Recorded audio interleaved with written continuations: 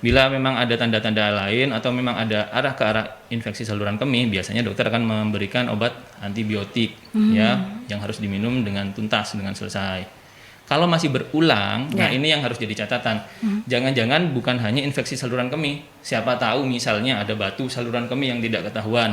Bisa jadi ya. Bisa jadi. Di ginjalnya ya. Betul, bisa di ginjal, bisa di kandung kencingnya, bisa di saluran ureternya. Nah, kalau ada yang seperti itu.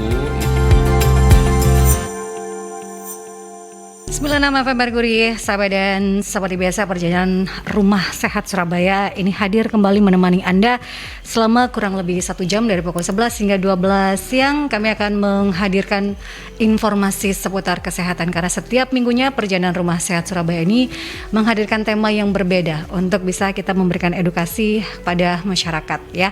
Dan perjalanan Rumah Sehat Surabaya ini merupakan hasil kerjasama dengan Ikatan Dokter Indonesia Cabang Kota Surabaya menghadirkan para pakar, para ahlinya untuk bisa memberikan kita edukasi dan informasi seputar kesehatan sahabat. Anda juga bisa bergabung bertanya bersama dengan narasumber di line telepon di 5620096 atau di WhatsApp call dan WhatsApp Messenger di 08173096. Perjalanan Rumah Sehat Surabaya ini juga bisa Anda saksikan kembali sahabat di YouTube channelnya Merkuri di Radio Merkuri 96. Jadi subscribe terlebih dahulu ya. Dan sahabat, saya tidak sendiri ya di perjalanan Rumah Sehat Surabaya ini. Akhirnya kita ketemu lagi dengan Ellen Pratiwi. Apa kabar? Iya, kabar baik alhamdulillah. Mumpung lagi mendarat ya. Biasanya terbang kemana-mana ya. Baik alhamdulillah. Memang karena kesibukan, tapi tetap memantau, tetap ini ya terlibat di kegiatan berkabar-kabar untuk pelaksanaan kegiatan ini. Tapi untuk kehadiran memang mohon maaf jadi agak mungkin ya disempatkan kalau kali ini dengan senang hati. Saya bisa ketemu kembali dengan Yanti dan juga narasumber kita yang baru pertama kali hadir. Betul. Ini senang banget nih kalau ada narasumber baru ya. Ya tentu saja kemarin ada kabar dari Dr. Brahmana bahwa untuk kali ini kita diminta untuk menghubungi Dr. Muhammad Dimas Abdi Putra SPOG. Iya sudah hadir di studio. Selamat siang Dr. Dimas. Halo, selamat siang Mbak Ella, Mbak Yanti. Iya, ini untuk panggilannya ini namanya bagus semua, Dr. Dimas, Dr. Abdi, Dr. Putra. Panggilannya? Biasanya dipanggil Dr. Dimas. Dr. Dimas saja. Baik. Nah, tema yang dipilih ini sangat spesifik karena biasanya yang mau bicara ini dulu pernah Dokter Eti ya, dan beliau adalah wanita dan ini sekarang adalah dokter pria. Wah, ini pasti punya sesuatu yang sudah dipelajari dan mungkin bisa dibagikan kepada para pendengar sahabat Merkuri. Yang kayak begini nih biasanya nggak terungkap ya. Perempuan tuh pemalu kan dok. Iya. disimpan sendiri, dirasa-rasain sendiri, tahu-tahu gawat gitu. Betul. Jadi ini sekarang kita mari bersama-sama untuk membuka pikiran, membuka wawasan, kita membicarakan hal yang terkait memang di organ intim atau juga terkait dengan organ kewanitaan. Silahkan terbuka saja untuk menyampaikan nanti apa-apa yang kurang jelas yang disampaikan oleh Dr. Dimas tentang infeksi saluran kemih pada perempuan apa dan bagaimana. Monggo. Iya dokter, kita langsung saja nih ya. Terkait dengan infeksi saluran kemih, ini kan kondisi yang bisa dikatakan banyak diderita oleh perempuan. Nah, kalau bicara tentang ISK atau infeksi saluran kemih, sebenarnya kondisi apa sih dok ini? Karena pasien tuh kalau datang biasanya mengeluhkan apa gitu dok. Jadi yang itu terus dokter apakah gejalanya ini sama dengan kondisi yang lain atau ada gejala spesifik yang sangat khusus? Silakan dokter. Baik, jadi infeksi saluran kemih itu adalah adanya kuman atau bakteri yang dia itu berkoloni gitu ya, atau menempati saluran kemih kita yang seharusnya tidak boleh ada di situ. Nah, jadi mengapa bakteri itu bisa ada di situ? Ya tentu banyak faktor ya. Biasanya sih karena misalnya personal hygiene-nya kurang baik misalnya ya. Salah satunya begitu. Jadi intinya adalah infeksi saluran kemih itu ada bakteri di saluran kemih. Yang paling sering dan yang paling mudah kita evaluasi itu di kandung kemih ya. Karena saluran kemih itu kan ada ginjal, ada ureter ya, kemudian ada kandung kemih yang menampung urin, kemudian saluran untuk keluarnya ada uretra. Nah, yang paling cepat atau mudah terinfeksi itu di yang paling bawah ya, uretra dan saluran kandung kemihnya itu. Jadi dua tempat ini yang sering didatengin oleh bakteri yang berkoloni tadi. Karena paling luar ya. Katanya ada bakteri baik dok. Ya, Iya, nggak boleh terlalu benar. bersih gitu-gitu kan kalau kita Betul. pakai pembersih. Jadi Betul. bedanya apa dok bakteri-bakteri itu? Jadi ada yang namanya kalau di perempuan itu ya, di perempuan itu ada namanya flora normal vagina, ya flora normal vagina mungkin kita tahu bakteri lactobacillus, ya mungkin kalau kita produk-produk komersial yang Mengandung betul lactobacillus, ya itu salah satu contoh flora normal, bakteri baik, ya baik itu dalam artian dia ada di situ, tapi dia tidak menyebabkan penyakit, justru membantu istilahnya mengeliminasi, membantu menghilangkan bakteri-bakteri patogen, bakteri-bakteri jahat yang ada di area vagina, begitu. Bakteri lurus ini ya. Betul. Terus ada juga bakteri yang mengganggu tadi. Betul. Namanya apa saja dok kalau yang bakteri yang tadi kan ada namanya lactobacillus nih. Kalau Iya, yang benar. bakteri yang jahat-jahat ini. Kalau bakteri yang jahat ya untuk yang penyebab infeksi saluran kemih yang paling sering itu adalah bakteri Escherichia coli ya. Jadi bakteri coli. E. coli itu adalah bakteri usus sebenarnya ya. Dia bisa dibilang flora normal di usus, hanya dia akan menjadi masalah kalau dia pindah tempat, bukan di tempatnya. Nah, kalau dia secara anatomis orang perempuan itu kan pertama uretranya ya, saluran kencing di luarnya itu lebih pendek dari laki-laki, kemudian berdekatan dengan vagina dan berdekatan dengan lubang anus. Nah, jadi hal itu yang menyebabkan mengapa perempuan itu lebih rentan terhadap infeksi saluran kemih. Jadi, lubang anus itu adalah lubang pembuangan yang memang kotor begitu ya, banyak bakterinya. Dan kalau kita misalnya salah dalam membersihkan, itu bisa masuk bisa pindah ke vagina dan itu bisa naik ke uretra saluran kemih dan itu bisa menyebabkan infeksi saluran kemih. Gejalanya infeksi sendiri tadi dok, apakah keputihan atau gatal atau apa gitu dok? Ya, kalau fokus untuk infeksi saluran kemih, biasanya pasiennya ada keluhan anyang-anyangan. Ada rasa pengen buang air kecil. discomfort gitu ya, nggak nyaman rasanya, nyeri enggak, tapi kayak ada sesuatu yang ganjel gitu ya. Kayak gandol kalau bahasa banyak orang bilang. Pingin pipis tapi nggak bisa keluar Benar, gitu kadang-kadang ya. begitu ya. Itu tanda awal bahwa jangan-jangan ini infeksi ya. Kita startnya dengan anyang-anyangan. Nah, kalau sudah istilahnya denial, dibiarkan atau telat gitu ya mengobati, mungkin bisa sampai berdarah. Jadi pipisnya atau air kencingnya bisa hematuria ya, mengandung darah. Kemudian bisa demam ya, namanya infeksi pasti respon badan berupaya untuk memberi tanda supaya ayo segera diobati gitu ya. Jadi responnya demam, itu salah satu. Kemudian kalau sudah ekstrim bisa bernanah, nyeri tekan di atas perut itu ya, di perut ditekan itu nyeri. Itu kira-kira tanda yang Ada pembengkakan begitu awal. Pak dok? Pembengkakan kalau dari luar, dari fase akut ya, fase awal tidak sampai pembengkakan, kecuali sudah terlalu lama atau berulang mungkin bisa gitu. Iya. Itu kalau biasanya kita jangan-jangan itu cuma di terapi minum air yang banyak gitu Ya, dok. betul. Betul nggak itu dok? Jadi memang iya, konsumsi air yang cukup pada dewasa muda kan paling tidak 2 liter dalam waktu 24 jam gitu ya. Dan fungsi konsumsi air putih cukup itu adalah supaya kita ada proses eliminasi. Jadi nge-flush gitu ya. Nge-flush dengan cara mengalirkan urin keluar. Nah, kalau air yang kita konsumsi itu kurang, maka proses irigasi, flushing dan sebagainya itu tidak terjadi. Dan itu yang bisa menyebabkan kuman di dalam itu jadi jadi berkoloni, membuat kelompok dan sebagainya. Jadi kenapa kita harus minum banyak supaya ada terjadi irigasi dan itu nge-flush ya, flushing Bisa kuman yang ada keluar. di situ bisa keluar. Betul. Oh, jadi terapinya betul ya, itu bukan Betul, mitos betul, gitu ya. Iya. betul. Oke. Nah, ini juga pernah terjadi pada ibu saya karena nahan kencing. Ya, Biasanya nahan betul, pipis nanti betul. aja. Bisa jadi Itu pengaruh ya. Iya, benar. Jadi kapasitas kandung kencing kita itu kurang lebih 500 cc. Kemudian ada respon rasa ingin berkemih itu bisa bila terisi sekitar 200 sampai 250. Dan memang pada kebiasaan yang menahan kencing itu memang salah satu faktor risiko yang bisa menyebabkan infeksi saluran kemih. Karena apa? Di situ terjadi bendungan ya. Ada bendungan, kemudian ya bila di situ sudah ada bakterinya, maka semakin gampang dia numpuk di situ dan berkoloni di situ. Dan itu memang iya benar. Nah, itu ya bagi yang biasanya nahan pipis, sekarang sudah dieliminasi itu. Minumnya saya minum cukup, tapi tetap nahan pipis. Nah, itu yang jadi permasalahan. Kita ke penelpon terlebih dahulu. Udah rame dia kayaknya nih. Selamat pagi, Merkuri. Selamat pagi, Assalamualaikum warahmatullahi wabarakatuh. Waalaikumsalam warahmatullahi wabarakatuh. Monggo Pak Sumarwito. Ya, untuk pencegahan ya, kan sekarang ini kalau Islam ya di KUA itu kalau mau kawin itu kan perempuan itu harus periksa dulu, harus periksa dulu di kesehatan dan juga harus itu apa kalau pakai BPJS gratis, tapi kalau bayar kurang lebih 100 atau berapa gitu ya. Ini kan anak saya kan nanti tanggal 1 Januari itu mau kawin. Wah, selamat ya, Mbak ya. Ya.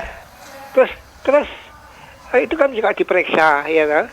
Terus kan kadang-kadang begini, ada saudara itu yang mau kawin juga dengan TNI atau Polri. Itu juga diperiksa asli apa enggak gitu loh. Itu ada kan asli istilahnya perawan apa enggak kan gitu loh ya. Itu bisa dokternya itu bisa tahu ya kan bisa tahu kalau dokter itu kalau enggak dia bisa ngerti bahwa ini sudah enggak asli atau gitu. Itu karena bisa dipalsukan ya. Terus ada yang juga bisa keluar darah tapi digawe-gawe itu juga bisa. Tapi kalau wangel ya kalau perempuan ya, kalau laki-laki itu kan ngomongnya aku Joko kan enggak dokter juga bisa tahu kalau laki-laki itu enggak Joko apa sudah bukan Joko gitulah. Itu gimana? Dan laki-laki itu juga nanti kalau mau kawin juga mau diperiksa lagi di dinas kesehatan setempat. Terima kasih. Assalamualaikum warahmatullahi wabarakatuh. Waalaikumsalam warahmatullahi Ini berbeda tema ya. Iya, pemeriksaan virgin. untuk pernikahan, virginitas ya. Ini seperti apa, Dok? Ya, bolehlah sedikit ya, Pak. Yang sepengetahuan dokter aja gitu. dokter. Mungkin nanti bisa adakah perbedaan pemeriksaan antara laki-laki dan juga perempuan sebelum menikah gitu, Dok? Baik, terima kasih. Jadi terus terang ini bukan kompetensi saya secara umum ya, tapi begini. Pemeriksaan virginitas itu memang pada beberapa instansi, tapi setahu saya yang untuk TNI sudah dicabut rasanya ya. Mengkoreksi kalau saya salah ya. Intinya adalah supaya apakah dokter bisa mengetahui? Dokter bisa mengetahui ya, karena kita bisa mengevaluasi selaput darah ya masih utuh, intak atau sudah pernah kena trauma ya, baik itu trauma benda tajam ataupun benda tumpul. Nah, dokter mungkin khusus ke SPOG gitu ya, kompeten dalam artian memeriksa itu. Ya, jadi kita bisa tahu ini bisa masih utuh atau tidak. Itu. Kemudian apakah bisa dipalsu dan sebagainya? Pertanyaannya agak sulit dan bias mungkin ya. Jadi karena begini, memang ada tindakan yang bisa melakukan kurang lebih seperti itu ya, bukan memalsu sebenarnya ya, repair mungkin ya, vaginoplasti itu ya, kira-kira seperti itu ya. Cuma ya itu perlu pemeriksaan lebih lanjut, kemudian perlu evaluasi oleh subspesialis yang begitu-begitu. Jadi nggak bisa secara umum atau dokter di vaskes tingkat 1 atau vaskes kesehatan institusi gitu ya, kalau tanpa ada dokter yang memang ahli di bidang itu. Ya, saya tidak terlalu bisa menjawab banyak karena topiknya agak-agak sensitif juga ya. Ini mungkin bisa dikonsultasikan seperti di fasilitas kesehatan untuk misalnya berkonsultasi sebelum menikah seperti apa dan lain sebagainya gitu ya, untuk sahabat-sahabat Merkuri. Nah, kita kembali lagi ke tema terkait dengan infeksi saluran kemih pada perempuan apa dan bagaimana. Nah, ini untuk pemeriksaannya, Dok. Karena dulu ini pengalaman pribadi ya, sahabat ibu saya sebelum akhirnya terdiagnosis benar-benar ISK itu diagnosis awalnya adalah ada massa, entah itu tumor atau kanker, Dok. Awalnya dari itu awalnya karena memang bukan ke dokter spesialis, hanya pemeriksaan mengeluh saat dipegang perutnya itu sakit, pipisnya juga anyang-anyangan itu terus yang terjadi. Takutnya kenapa karena Ibu saya waktu itu menggunakan KB, takutnya berhubungan dengan KB-nya. Saat pemeriksaan ada masa, kemudian bingung lah karena ada diagnosis kanker, tumor dan lain sebagainya. Kakak saya menganjurkan untuk second opinion, akhirnya ke rumah sakit lebih besar dan pemeriksaan spesialis. Waktu di USG ternyata ISK dan itu leganya luar biasa. Apakah untuk diagnosisnya itu harus seperti apa sih dok? Baik. Yang harus dilakukan supaya tidak salah seperti apa yang rasa ibu saya gitu. Iya, mungkin Saling kalau terkait atau tidak gitu? Iya, apakah sama ada? Baik. Jadi memang kalau kita startnya dari keluhan nyeri perut atau keputihan gitu ya, maka akan banyak kemungkinan diagnosisnya ya. Mulai dari tumor jinak, tumor ganas, kemudian keputihan yang biasa yang normal sampai dengan infeksi saluran kemih. Nah, sudah benar tindakannya untuk memeriksakan ke dokter, nanti biasanya dilacak, dievaluasi anamnesis, ditanyakan bagaimana riwayat penyakitnya. Apakah memang ada kaitannya dengan kebiasaan-kebiasaan yang bisa menyebabkan infeksi, begitu ya. Kemudian apakah memang ada arah-arah yang mengarah kepada tumor, gitu ya. Jadi diperiksa itu. Kemudian setelah dilacak historisnya, maka akan beralih ke pemeriksaan fisik. Kemudian fisik itu dilihat biasanya dari luar kemaluannya, kemudian dilihat lebih dalam. Bila itu tidak ada tanda-tanda adanya tumor, baik itu jinak ataupun ganas, maka biasanya dilanjutkan ke pemeriksaan laboratorium. Nah, pada kasus infeksi saluran kemih itu yang paling penting adalah pemeriksaan urin. Ya, jadi tes kencing, bila tes kencingnya itu nanti ada hasil di mana ada bakterinya, ada sel darah putih, ada sel darah merahnya, kemudian ada produk bakteri yaitu nitrat ya. Jadi itu kemungkinan besar ya, saya bilang masih kemungkinan karena pemeriksaan urin lengkap itu juga biasanya kadang-kadang masih perlu konfirmasi dengan yang lebih lanjut. Biasanya itu sudah 80% mengarah ke infeksi saluran kemih. Jadi yang paling penting untuk SK adalah saluran pemeriksaan urinalisis, urin lengkap ya. Nah, apa ada kaitannya dengan tumor kandungan begitu ya? Secara langsung tidak ada kaitannya, misalnya pada kasus tumor jinak seperti miom atau kista ya, tidak ada kaitannya kecuali besar sekali sampai mengganggu irigasi kencing, misalnya membuntu saluran kencing. Nah itu beda cerita, itu karena efek mekanis ya, karena ditekan gitu ya, ditekan lama kandung kencingnya jadi terganggu irigasinya, itu jadi bisa komplikasinya ke ISK. Jadi tidak berkaitan secara langsung kecuali memang sangat besar atau sangat mengganggu irigasi. Iya. Kira-kira. Jadi begitu. Nah, jadi pemeriksa memang kalau sudah merasa beberapa gejala tadi seperti anyang-anyangan, kemudian pipis yang sudah ada darahnya, itu dilakukan pemeriksaan dan pemeriksaan lanjutan gitu ya dok ya, urin yang terpenting karena memang waktu itu ibu saya hanya pemeriksaan biasa saja, baru di rumah sakit lab lain sebagainya, USG dan itu ya. Ada kesimpulan. Nah, SK itu. Dok, kalau kayak gini tuh laki-laki nggak ada ya, maaf. Ya. Oh iya. Atau hanya perempuan saja? Perempuan aja kena ISK. Karena yang sering anyang-anyangan itu perempuan. Iya, baik. Ini pertanyaan bagus ya. Kenapa perempuan itu lebih rentan pada ISK? Iya. Ya, begini. Pertama, memang secara ada dua garis besar ya. Pertama, secara anatomi struktur memang uretranya lebih pendek ya, lebih pendek dari laki-laki. Karena uretra perempuan atau saluran yang paling luar itu hanya 3 cm sampai 4 cm.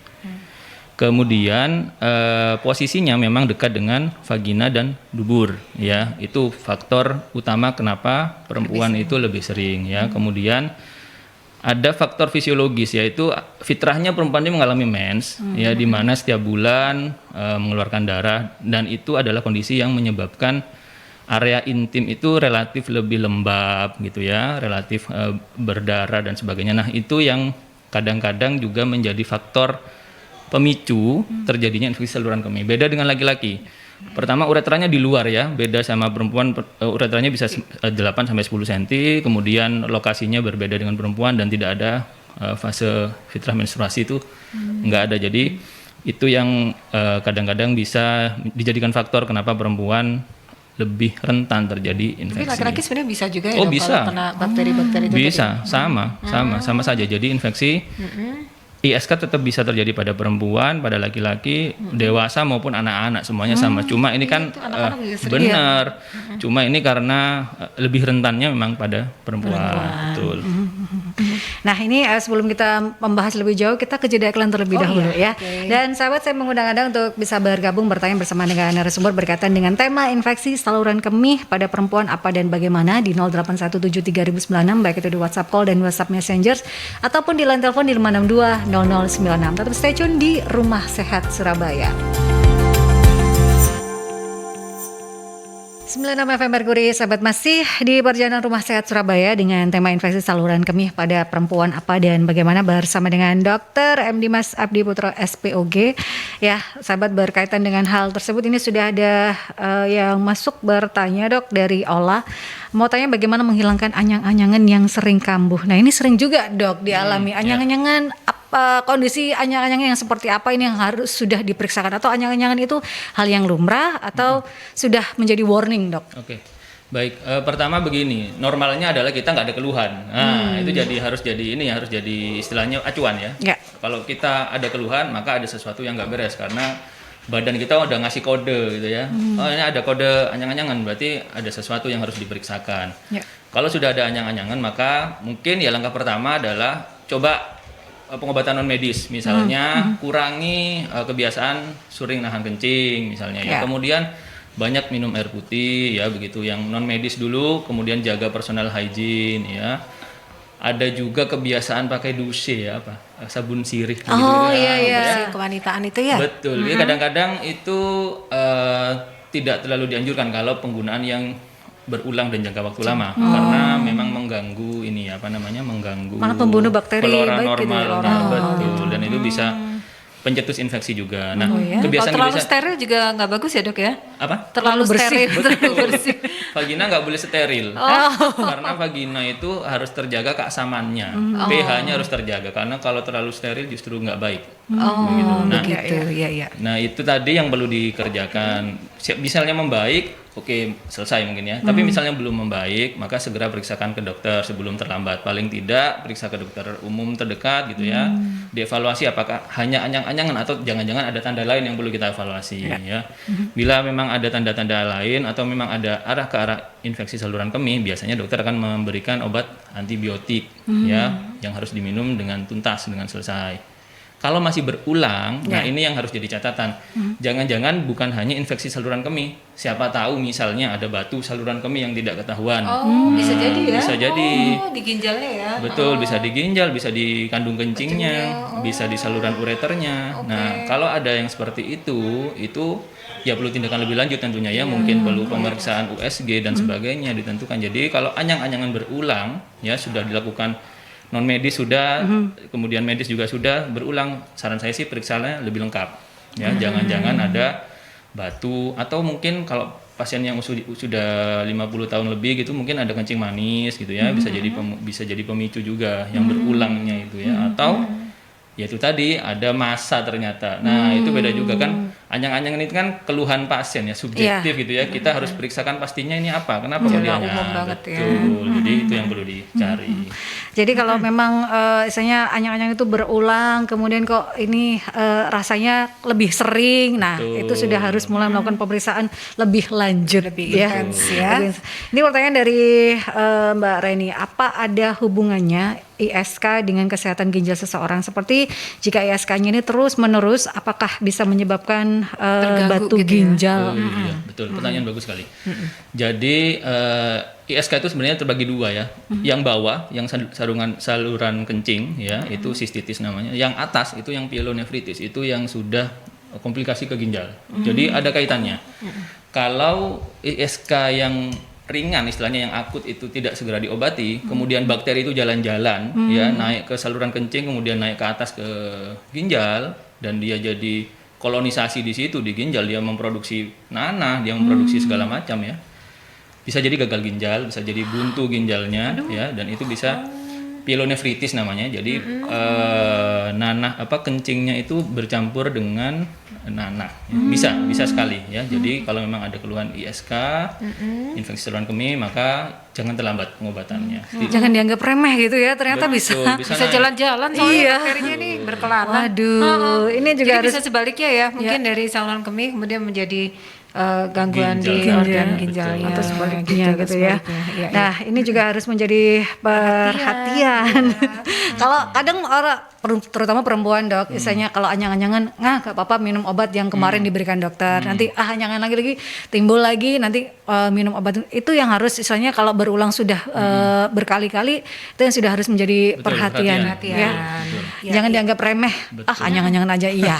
Kalau lama-kelamaan juga Betul. Nanti terganggu organ-organnya juga ya. Dok, ini berkaitan dengan infeksi saluran kemih. Kalau tadi berulang ya, apakah ini juga bisa dikatakan sembuh total, tidak pernah kambuh-kambuh lagi kalau Baik. ISK ini? Iya, bisa.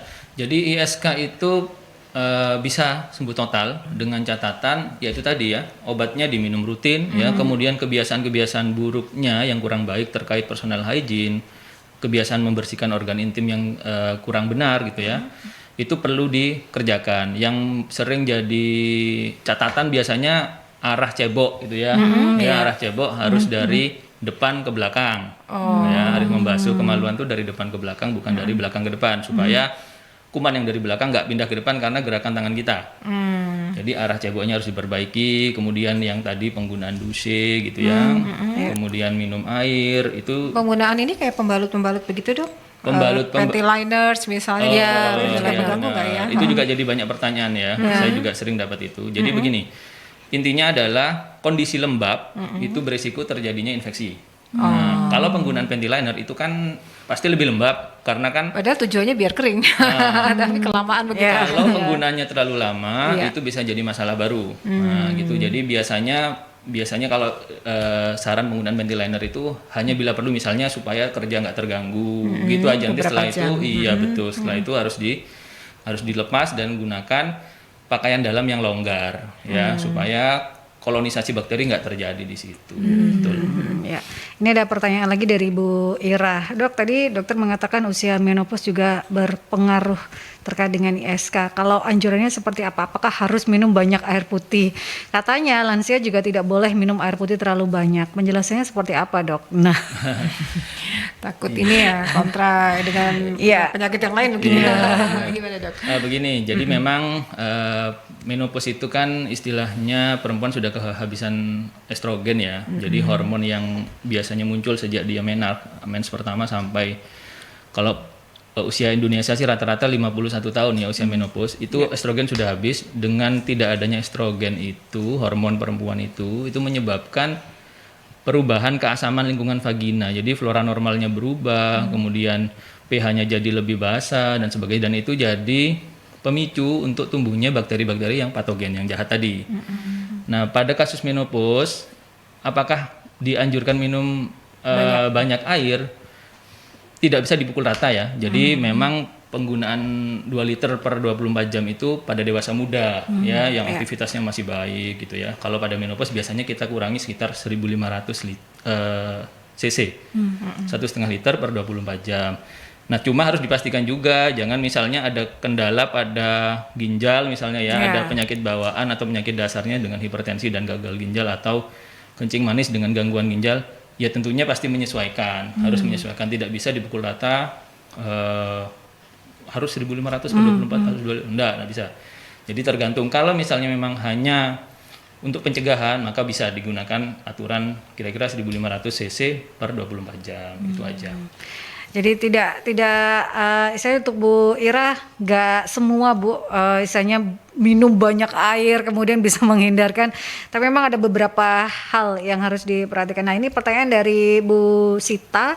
Dok, minuman probiotik yang dijual di banyak supermarket benarkah memiliki manfaat bisa menghindarkan kita dari ISK? Kalau iya, berapa batas aman kita untuk mengkonsumsinya? Selain itu mungkin juga yogurt ya, Dok ya? Ya. Betul. Ya, gimana, Dok? Jadi probiotik itu memang sudah banyak yang meneliti ya. Memang ada istilahnya itu terapi tambahan untuk pencegahan infeksi. Mungkin pada kasus-kasus diare pada anak itu sekarang pilihan pertamanya itu ada probiotik ya. Dan ini juga memang sudah diteliti pada ISK dan keputihan ya. Dan memang memberi manfaat ya, memberi manfaat untuk mengurangi gejala keputihan ya. Tidak secara langsung mengurangi gejala ISK-nya, karena kalau ISK kan sudah terjadi ya. Jadi yang penting itu adalah pencegahannya. Nah, begitu. Jadi boleh minum probiotik untuk dosis pastinya memang karena probiotik ini sifatnya dalam tanda kutip suplemen ya. Minuman. Jadi ringnya aman-aman aja ya. Mungkin 1 takaran per hari sudah cukup untuk memenuhi kebutuhan probiotik kita ya. Iya, kira-kira Ya, begitu. jangan berlebihan karena memang Betul. misalnya 1 gelas atau apa nggak usah 1 liter juga dihabiskan. Betul. Diabetes naik. Iya. Baru nanti karena tetap mengandung kalori ya. Nah, Iya. kalorinya sewajarnya saja untuk minuman-minuman probiotik. Nah, ini kalau untuk pengobatan atau terapi yang biasa dilakukan untuk ISK itu, apakah karena ini kan kebanyakan dari bakteri, Iya. apakah hanya terapi Obat antibiotik luar atau atau seperti obat apa? Dok? telan gitu dok. Ada yang kombinasi nggak gitu Oke, misalnya? Ya. baik. Terapi utama kalau memang sudah pasti infeksi saluran kemih, maka pilihannya adalah antibiotik. Nah, jadi penggunaan antibiotik memang pilihan utama untuk mengatasi obat saluran kemih. Jadi obat antibiotik itu memang idealnya adalah sesuai dengan bakteri yang ada di situ. Nah, misalnya dalam perjalanan kita kan itu kan dengan cara harus kita kembang biakkan bakterinya ya, kultur namanya, butuh waktu. Jadi mungkin sementara menggunakan antibiotik yang luas, yang bisa kira-kira membunuh kuman di daerah situ.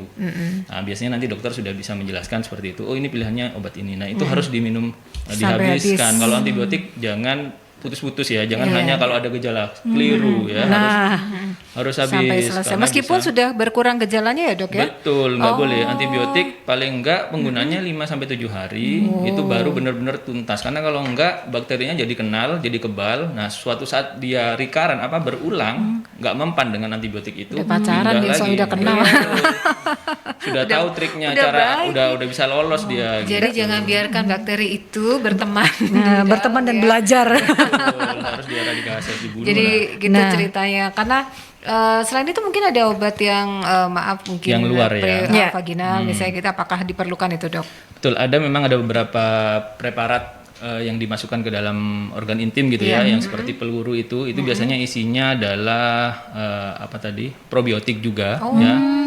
Probiotik juga itu ya sama fungsinya seperti probiotik pada umumnya ya, sifatnya membantu. Terapi utama tetap adalah antibiotik ya, gitu. Untuk mungkin percepatan aja mungkin dok ya. Iya, betul. Tapi Supaya itu lebih banyak bakteri baiknya gitu ya. dosisnya tapi kan sekali biasanya dok ya kalau Iya, yang begitu ya, tidak betul, setiap tidak hari berulang, diberikan. betul. Karena tidak nyaman juga Iya, iya. penggunaannya, betul. Harus dengan tidur kalau nggak salah ya. Kalau berdiri pelurunya jatuh. Ya. Gitu. Ini ada pertanyaan lagi dari Putu, dok, apakah gejala ISK pada anak-anak dan laki-laki itu sama dengan gejala yang terjadi pada perempuan?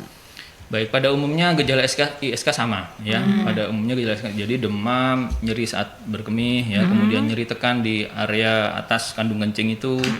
Kemudian bila sudah parah bisa kencing dengan dicampur darah atau nanah. Sama. Yang membedakan biasanya kalau anak-anak mungkin dia nggak bisa mengeluh ya, bisanya nangis, bingung Rewel gitu ya, betul. dok ya. Yang perlu diperhatikan oleh orang tua itu kebersihan area organ intimnya baik laki-laki maupun perempuan. Ya kalau laki-laki ada yang namanya fimosis ya. Jadi kulit kepala penis itu nggak bisa ditarik ke bawah dan itu biasanya harus dikitan. Itu bisa menimbulkan koloni kuman di situ. Ya. Nah, untuk yang perempuan, nanti kan sekarang kan bisa potty training ya, zaman sekarang kan anak-anak kecil udah diajari ke toilet. Nah itu mungkin sejak dini sudah diajari cara membersihkan yang benar, bagaimana arahnya, menggunakan air yang cukup, air yang bersih, tidak perlu dibersihkan, tidak perlu menggunakan antiseptik, alkohol dan sebagainya gitu. Dan jangan lupa setelah selesai basuh gitu ya, harus dipastikan kering. Dikeringkan dengan kain bersih atau handuk bersih atau tisu kering gitu ya. Nggak boleh yang nggak perlu yang ada tisu basah atau nggak perlu ya. Antiseptik, alkohol nggak perlu, itu cukup yang kering. Baru kemudian digunakan lagi celana dalamnya. Jadi lebih ke pencegahannya. Kalau bayi-bayi itu kan biasanya dari pampersnya kan dok ya, itu yang kelamaan pakai. Betul, itu diapers ya. betul itu perannya orang tua ya, paham terkait ini, karena kalau bayi kan ya mereka taunya nangis aja. Jadi jangan terlalu lama juga itu pakai diapers karena Iya. bakteri E. coli-nya itu kalau pas ada di kotorannya kan bisa masuk ya dok ya, Iya, itu betul. kelamaan itu. Kasihan juga kalau anak kecil kena. Nah, karena nggak bisa ngeluh, nggak bisa ngomong, nggak bisa. Nah ini berkaitan juga dengan dan gejalanya apakah sama dengan yang banyak terjadi akhir-akhir ini, yaitu gagal ginjal, pipisnya apakah berkurang juga? Hampir sama nggak sih dok? Sedikit-sedikit itu keluarnya dok gitu kan? Gejalanya bisa sama ya, bisa sama karena biasanya ada rasa tidak lampias ya. Udah kebelet pipis tapi rasanya kok masih ada yang ganjel gitu ya. Nah, itu bisa tanda-tanda awal bahwa ada sesuatu di bawah situ. Yang paling ringan ya infeksi saluran kemih ya. Ada bisa seperti itu. Kemudian pada gagal ginjal biasanya ada urin berbuih gitu ya. Kemudian mungkin urinnya sedikit. Nah, kalau urin sedikit sih enggak sampai ke infeksi saluran kemih, enggak sedikit urinnya ya. Tapi urinnya jumlahnya normal. Kalau gagal ginjal biasanya produksi urinnya terbatas sekali ya. Kalau SK enggak. Cuma kalau keruhnya bisa jadi mirip. Ya, bisa jadi mirip. Karena campur bakteri itu warnanya berubah ya dok? Ya, tergantung produk bakterinya di dalam. Kalau dia memang produksinya nana dan sebagainya gitu, bisa jadi keruh. Betul. Iya. Nah, kita ke jeda iklan kembali ya, sahabat, terkait dengan infeksi saluran kemih pada perempuan apa dan bagaimana. Anda masih bisa mengikutinya hingga mendekati pukul 12 siang dan Anda sekali lagi juga bisa menyaksikan kembali perbincangan Rumah Sehat Surabaya di YouTube channelnya Mercury di Radio Mercury 96. Tetap stay tune di Rumah Sehat Surabaya. 96 FM Mercury, sahabat, masih di perjalanan Rumah Sehat Surabaya dan perbincangan terkait hal yang dekat dengan kita itu menarik sekali ya. Iya. Apalagi ini terkait dengan hal-hal yang jarang banget kita omongkan gitu ya. Karena masih menjadi, mungkin ada beberapa orang yang merasa risih, nggak nyaman betul, gitu untuk membicarakan hal semacam ini. Padahal ini adalah sesuatu yang dekat dengan kita dan harus kita ketahui bersama gitu ya. Buat kesehatan organ intim perempuan, karena ini juga akan menjadi kualitas kesehatan si perempuan itu sendiri ya. Gitu untuk rumah tangga atau juga nanti juga bisa diajarkan ke anak-anaknya. Itu yang gitu. penting juga. Dok, bicara tentang infeksi saluran kemih pada perempuan, ini sesuatu hal yang bisa dicegah nggak sih dok? Dan pencegahannya supaya bakterinya nggak ngedon yang jelek-jelek itu. Supaya bakteri jahatnya tuh nggak terlalu banyak-banyak lah. Yang baik-baik saja yang banyak. Mungkin mesti minum vitamin apa gitu atau makan makanan apa gitu yang bisa mencegah bakterinya ini kerasan gitu di situ. Untuk makanan atau hal-hal yang tidak boleh dilakukan apa saja. Ya, Oke. Baik, jadi ISK tentu bisa dicegah ya. Yang pertama gaya hidup sehat pasti ya, minum air 2 liter per hari, kemudian bila kebelet jangan terlalu lama untuk nahannya, biasakan segera kencing ya supaya ada proses flushing kuman ya. Kemudian penggunaan douche jangan terlalu berlebih ya. Kemudian pada kasus-kasus ini sexual habit ya. Jadi kita harus menyampaikan bahwa sexual habit itu harus sehat ya. Tidak boleh ya berganti-ganti pasangan dan sebagainya. Itu juga menjadi faktor resiko ya. Kemudian ada juga namanya honeymoon cystitis ya. Jadi pada pengantin baru itu karena frekuensinya gitu ya, frekuensi hubungannya lebih sering, itu juga jadi faktor resiko. Jadi ada saran yang bisa dikerjakan itu adalah setelah berhubungan biasakan untuk berkencing ya, berkemih. Jadi itu juga untuk mengurangi resiko terjadinya infeksi saluran kemih. Betul. Nah, apakah ada makanan atau yang apa yang gitu bisa ya, mencegah yang gitu, sekarang masih diteliti itu adalah memang buah cranberry, tapi kita jarang ya di Indonesia. Ndak ada ya. Cranberry itu antioksidannya katanya dipercaya bisa membantu meredakan infeksi saluran kemih ini, cuma masih dalam tahap penelitian. Kemudian yang kedua adalah penggunaan probiotik itu tadi ya. Dan juga ya hindari kondisi lembab ya. Kondisi lembab pada organ intim itu harus sebisa mungkin dihindari ya. Misalnya penggunaan celana harus yang longgar, yang menyerap keringat, hindari penggunaan panty liner yang berlebihan ya. Yang seperti itu ya. Kalau untuk berenang gimana dok? Karena kan apakah ini juga menjadi faktor resiko juga untuk timbulnya ISK ini dok? Berenang secara khusus tidak ya, tidak sebagai ini, karena kolam renang yang sudah terstandar lah, yang sudah sudah diberi klorin ya. Klorin itu kan membunuh kuman secara umum. Jadi berenang tidak sebagai Nggak usah faktor khawatir resiko. ya. Betul, boleh-boleh aja. Kecuali memang ya kita lihat kolam renangnya ya, kalau misalnya memang mengkhawatirkan ya jangan nyemplung di situ. Ya, kecuali berenang di banjir gitu ya. Nah itu beda lagi. Nah ya, mungkin kan kalau Tamasya kita sering lihat juga di air terjun, Ya, di betul kan itu tidak ada klorinnya gitu ya. Iya, mungkin yang begitu gimana dok? Harus segera dibersihkan atau gimana dok? Baik. Jadi sebenarnya memang di mana-mana ada koloni bakteri ya. Bahkan mungkin di tempat kita sekitar kita ini ada koloni bakteri. Cuma ada jumlah minimal bakteri yang bisa menyebabkan infeksi ya. Dalam 1 mm kubik itu 10⁵ ya. Jadi 100.000 jumlah bakteri itu baru menyebabkan infeksi. Nah, kalau kasusnya berenang kemudian ya mungkin ada cuma tidak sampai menyebabkan infeksi. Kira-kira begitu penjelasan ininya ya. Singkat. Apakah setelah berenang di tempat begitu, karena biasanya kan tempat mandinya kan nggak apa ya, Iya. nggak standar gitu loh ya, Betul, biasa di tempat betul. wisata itu. Jadi berhati-hati untuk perempuan ya, mungkin Betul. bisa menggunakan tisu atau Betul. dilap yang bersih Iya. begitu Intinya ya. memang lebih ke kebersihan lingkungan ya, bukan toilet umumnya atau bukan tempat mandi, bukan, tapi lihat kebersihannya dan dicek juga jangan airnya keruh atau enggak. Kalau airnya keruh ya Mending ya tidak usah. mungkin iya bisa dipertimbangkan pindah tempat gitu ya, atau gimana caranya supaya ya nggak anu di situ gitu. Jadi bukan khusus karena ada juga yang takut ke toilet umum karena takut infeksi. Betul. Iya, betul itu. Lebih baik nahan Nggak pengaruh. pipis gitu kadang gitu dok. Ya akhirnya menahan, iya. Karena nyari yang bagus agak jauh gitu betul. kan. Iya. Gitu. Iya sih itu kalau yang sering traveling, perjalanan gitu Apakah ya. harus menyediakan tisu basah kah? Tisu basah harus seperti apa dok? Istilahnya kalau kita kepepet Darurat gitu, betul. darurat. Iya. Seperti apa untuk membersihkannya gitu? Intinya adalah tuntas berkemihnya tuntas, nggak buru-buru. Kadang-kadang ada yang karena risih secukupnya kemudian Nanti distatuskan sampai tuntas. Dilanjutkan di tempat lain, Karena jangan ada lah. seperti itu iya. iya. Kemudian jadi tuntaskan, kemudian sebisa mungkin ya kering ya, kering. Cukup menggunakan kain bersih atau tisu kering aja, tidak perlu yang segala macam ya, nggak perlu tisu basah, nggak perlu, cukup kering dulu, nanti mungkin bisa dilanjutkan untuk bersih-bersih di rumah atau di mana gitu ya. Jadi sediakan tisunya bukan tisu basah tapi tisu kering yang harus Tisu dibawa kering, gitu supaya ya. tetap kering dan tidak lembab.